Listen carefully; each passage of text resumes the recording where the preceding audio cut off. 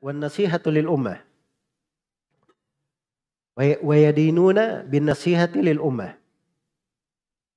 Ini pembahasan tentang nasihat untuk umat. Kata Syekhul Islam, wa yadinuna bin nasihati lil ummah. Ahli sunnah itu menganggap bahwa memberi nasihat kepada umat adalah bagian dari agama.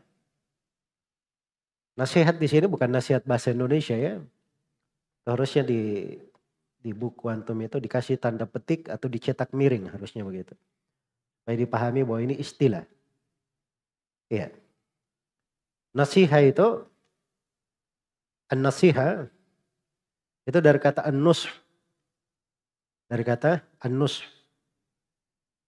Ya. Secara bahasa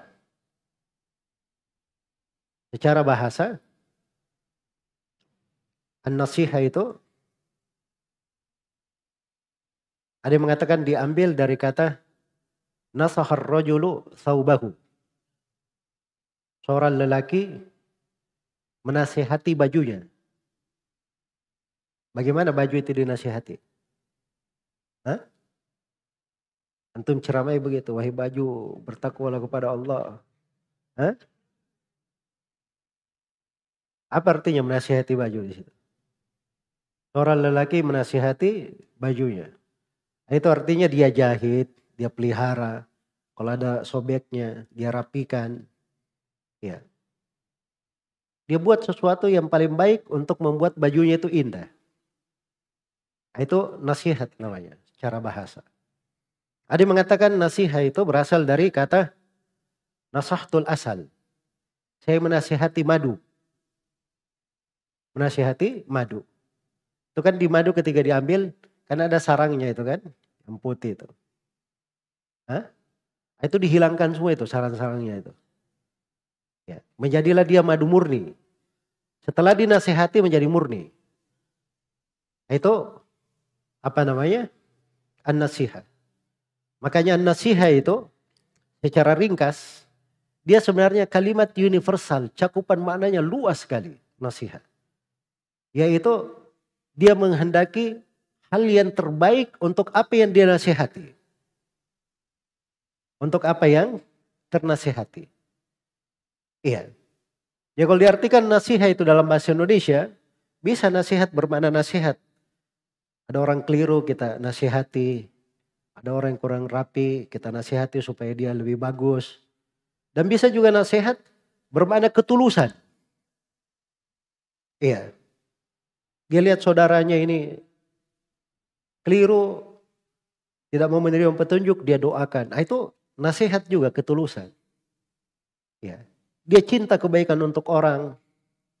Itu bentuk nasihat. Makanya nasihat itu artinya dia mengambil hal yang terbaik untuk apa yang dia nasihati. Makanya ketika Nabi SAW bersabda dalam hadits Tamim bin Aus Ad-Dari, Abu Ruqayyah radhiyallahu anhu, Rasulullah bersabda ad-dinun nasihah. Agama adalah nasihat. Maka ada yang bertanya, qila liman ya Rasulullah? Nasihat untuk siapa wahai Rasulullah? Kata beliau, lillahi wali rasulihi wali kitabihi wali aimmatil muslimina wa ammatihim. Nasihat untuk Allah, nasihat untuk kitabnya, nasihat untuk rasulnya, nasihat untuk para imam, para pemimpin kaum muslimin, dan nasihat untuk kaum muslimin secara umum. Apa artinya nasihat terhadap Al-Quran? Ini tidak berlaku sudah kamus nasihat antum ya di bahasa Indonesia. Bagaimana menasihati Al-Quran? Artinya kita bawa hal yang paling baiknya untuk Al-Quran. Hal yang paling baiknya kita benarkan beritanya. Kita percayai kandungannya. Kita pelajari isinya. Kita amalkan. Kita berhukum dengannya. Kita selalu membacanya. Menghafalnya. Memperdengarkannya kepada orang lain. Membuat orang lain menghafalnya. Mempelajarinya juga. Itu bentuk-bentuk menasihati Al-Quran. Ya, sebelumnya nasihat kepada Allah. Artinya apa? Ikhlas hanya untuk Allah. Beribadah hanya kepadanya. Menjalankan segala perintahnya. Meninggalkan segala yang dia larang. Nasihat untuk Rasulnya adalah taat kepada segala perintah beliau. Meninggalkan segala larangannya. Mempercayai berita-beritanya.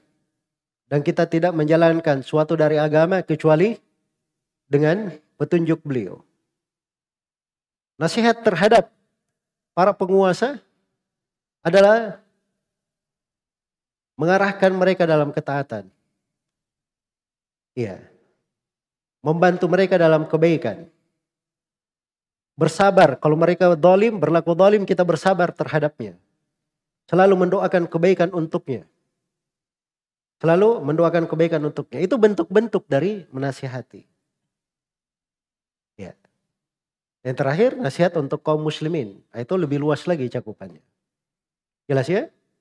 Jadi nasihat itu sudah kelihatan ya. Jangan diartikan dalam bahasa Indonesia nasihat itu. Tapi kalau dikatakan an-nasihah itu agama. Seakan-akan agama seluruhnya. Pokok dari agama. Sebab kalimat universal mencakup banyak hal.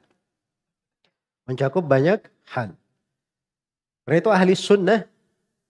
Mereka itu berkeyakinan untuk menegakkan nasihat di tengah umat.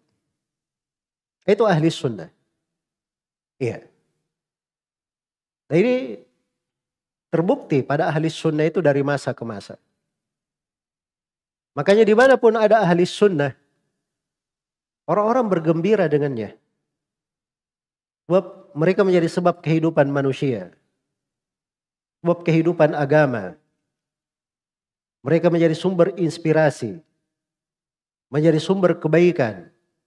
Menjadi panutan yang diikuti dalam segala hal. Betul-betul menghidupkan orang itu dengan kehidupan yang baik. Itulah ahli sunnah. Itulah ahli as-sunnah. Jadi ahli sunnah itu harus paham dari akhlak dan pembawaan yang seperti ini.